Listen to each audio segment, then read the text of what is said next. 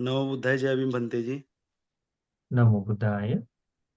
भंते जी मैं ज्ञान ज्योति भंते जी का को सुनना था 3-4 दिन पहले ही। तो ठीक ठीक। भंते जी बता रहे थे वो कि अभी तक हमारी पहली डुबकी नहीं लगी श्रोतापन वगैरह मतलब। तो मैं ये हम्म सोचा था कि कितना मुश्किल होता है मतलब कि श्रोतापन पहले उस पे जो पहली सीढ़ी है भगवान हम्म बुद्ध की उसमें जाने हम्म के लिए तो कितना ज़्यादा मुश्किल है। तो हम्म, भंते जी जो श्रोतापन बनते हैं या बन जाता है कोई भी व्यक्ति तो क्या उसको हम्म। खुद में पता रहता है कि हाँ, मैं श्रोतापन्न मतलब हो गया हूँ? हाँ, दो तरह से चीजें हैं। उपासक उस बात को ध्यान में रखना चाहिए।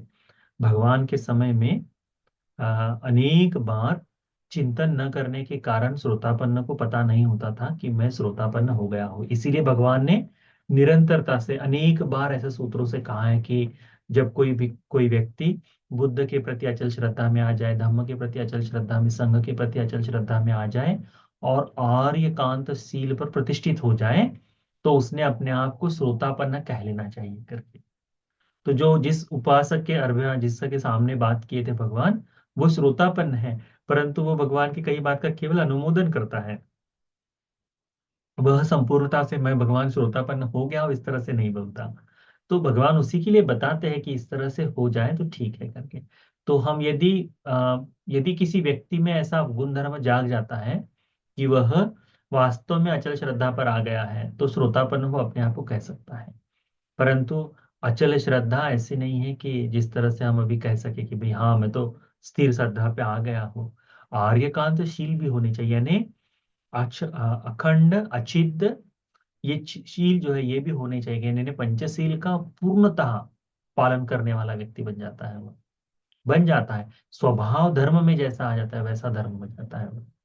तो इसीलिए तो यह चार धर्म जो है श्रोतापति अंग आ जाए, तो व्यक्ति को समझना चाहिए कि श्रोतापन्न है। बनना मुश्किल कार्य है, असंभव नहीं। और हमें श्रोतापन्न बनने के लिए जिन जिन धर्मों का अभ्यास करना है, उन उन चीजों को अपने जीवन में धीरे धीरे लेकर आते रहे, तो हम इसी तरह से धर्म मार्ग पर आगे बढ़ते बढ़ते श्रोतापन्न बन जाएंगे। श्रोतापन्न बनने के लिए हमें भी चाहिए इंद्रिय धर्मों को पुष्ट करते रहना चाहिए। धीरे धीरे श्रद्धा जिससे सुदृढ़ हो पाए, श्रद्धा जैसे मजबूत हो पाए, उस तरह से हमें चिंतन करते रहना चाहिए। उसके पश्चात में हमने पंचशील को निरंतरता से पालन करने वाला, कि मैं इन पांच सीलों का पालन अच्छी तरह से कर रहा हूं। तो जिस सील में आप अभी हैं, उस सील को अच्छी तरह से मजबूत कर ले, कि मैं पिछले 2 दिन से एक भी सील नहीं टूटा, मेरे 10 दिन से नहीं टूटा, 100 दिन से नहीं टूटा, और ऐसा कि स्वभाव धर्म में आ जाए। यदि हो जाता है, तो धीरे धीरे आप देखेंगे कि उस शील के कारण शरीर में एक अलग सी ऊर्जा बन रही है, इस श्रद्धा के कारण एक अलग सी ऊर्जा बन रही है, जो आपको धीरे धीरे धीरे श्रोतापन्न के होने के लिए आपको सहायक बने। ठीक है। तो कठिन काम है, परंतु भगवान ने असंभव कार्य नहीं बताया है। आज भी भगवान का धर्म स्वाक्षात है, अकालिक है।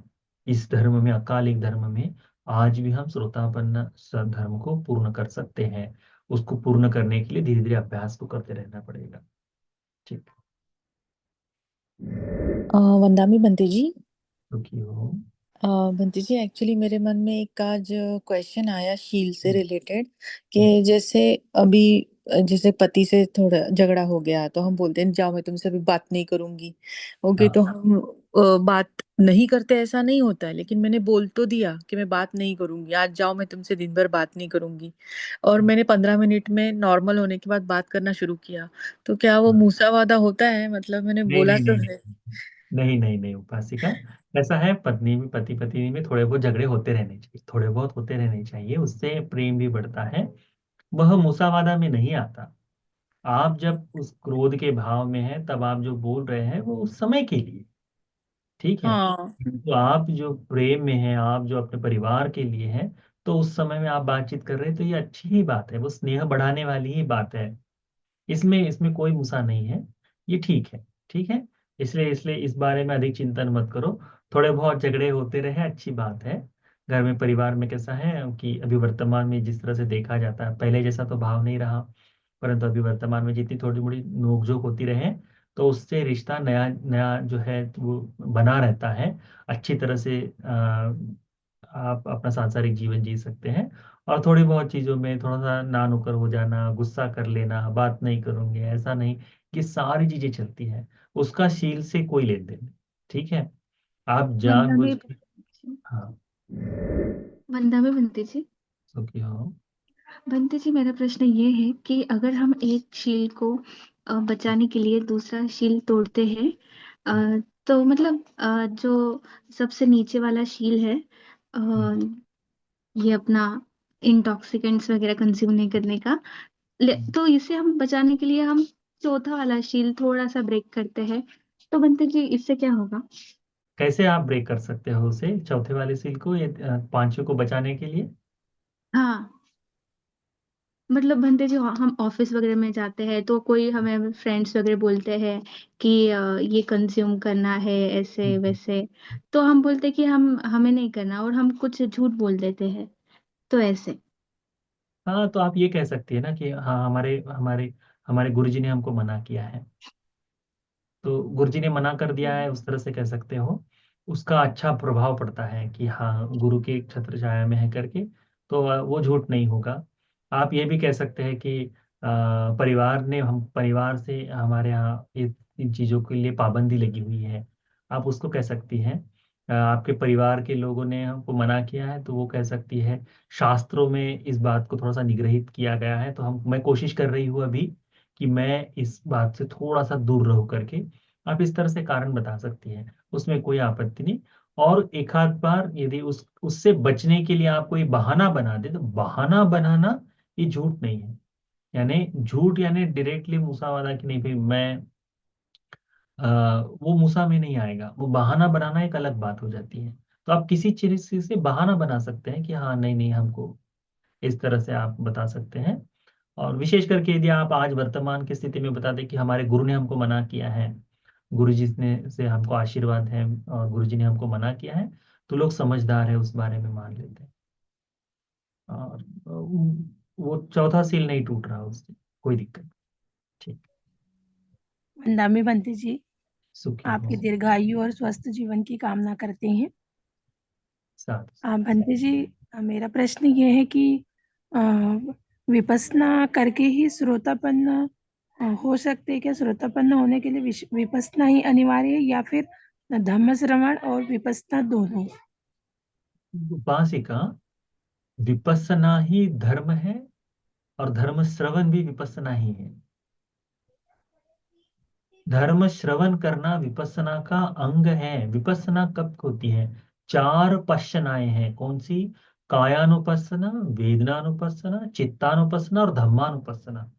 इन चार अनुपස්සनाओं को 24/7, 24 घंटे निरंतरता से करना है। तो जब आप धर्म श्रवण कर रहे हैं, तो आप इन्हीं कानों से धर्म सुन रहे हैं ना, इसी शरीर की सहायता से धर्म सुन रहे हैं ना, तो वह भी विपස්සना का ही अंग बनता है। आंखें बंद कर कर ध्यान करना विपස්සना मात्र नहीं है। यदि कोई आपको कहता है कि आप आंख बंद कर लो और ध्यान में हो तो ही विपස්සना कर रहे हैं, तो वो झूठ बोल रहा है। विपश्यना यानी इस यथाभूत ज्ञान को, जैसा बना हुआ है, जो स्वभाव से भी जी रहे, वो जब जब चल रहा है तब तो विपස්සना हो रही। उसके लिए आप बैठक की साधना हो जाए, मैत्री की साधना हो जाए तो विपස්සना, ऐसा नहीं है। विपස්සना सभी जगह में इकट्ठा काम करती है। उस बात को ध्यान में रखो।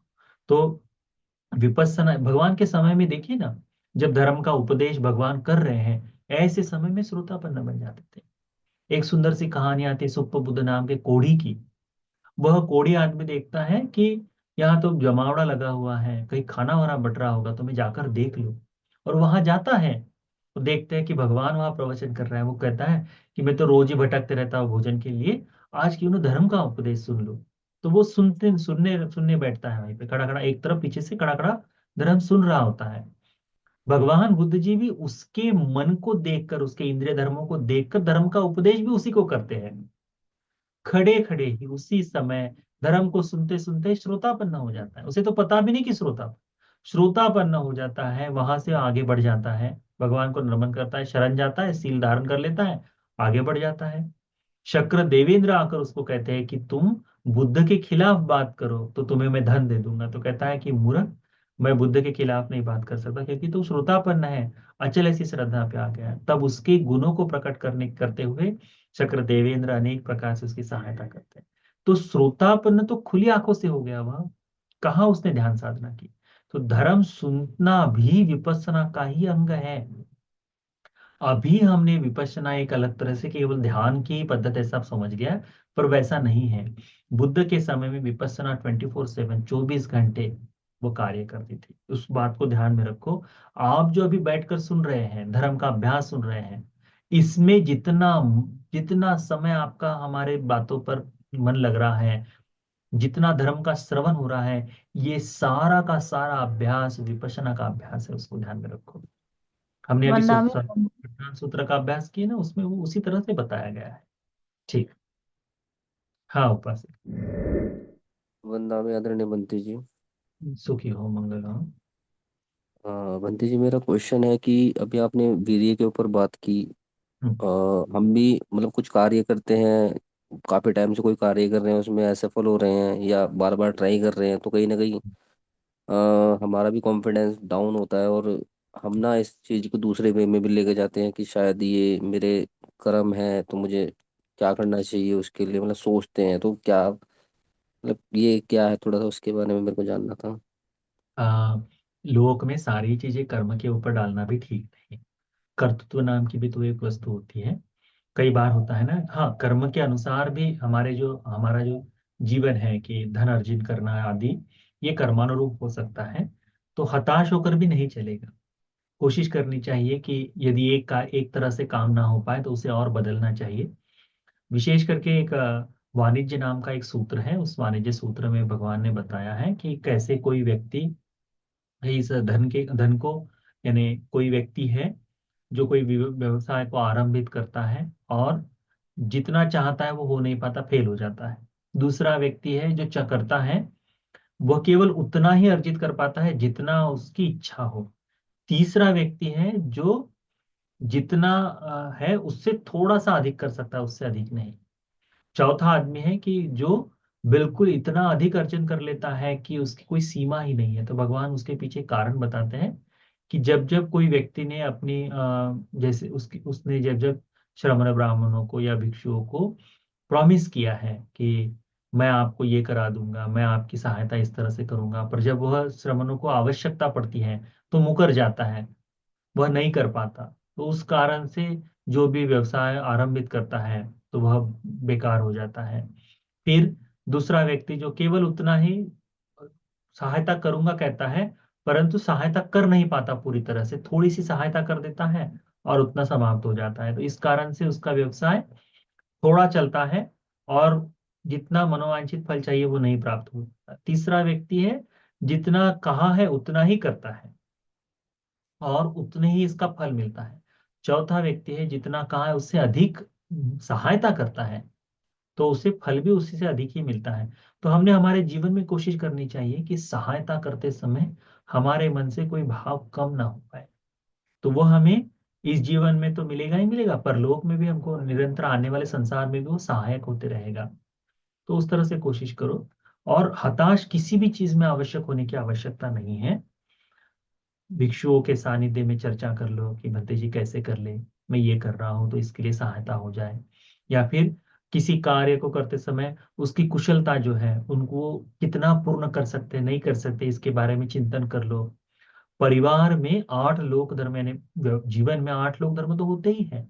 लाभ होगा ही, अलाभ भी होगा, यश मिलेगा, अपयश भी मिलेगा, है ना, निंदा होगी तो प्रशंसा भी होगी, है ना। तो ये 8 लोक धर्म, सुख और दुख, ये 8 लोक धर्म तो प्रत्येक व्यक्ति के जीवन में चलते हैं।